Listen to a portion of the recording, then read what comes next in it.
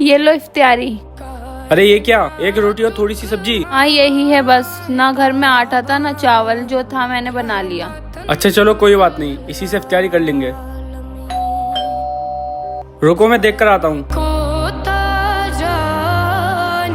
जी भैया मेरा रोजा है, मुझे इफ्तियारी के लिए कुछ खाने के लिए दे दो। अच्छा तुम रुको, मैं अभी लेकर आता हूँ। ठीक है भाई। लो भाई, घर में बस इतना ही है खाने के लिए। ठीक है भाई, शुक्रिया, अल्लाह आपको बहुत सारा दे।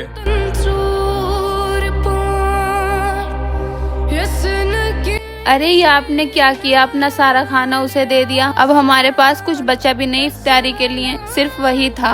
अरे उसने 2-3 दिन से कुछ नहीं खाया था, आज हम पानी से रोजा इफ्तार कर लेंगे। ठीक है। अरे ये कौन रख गया?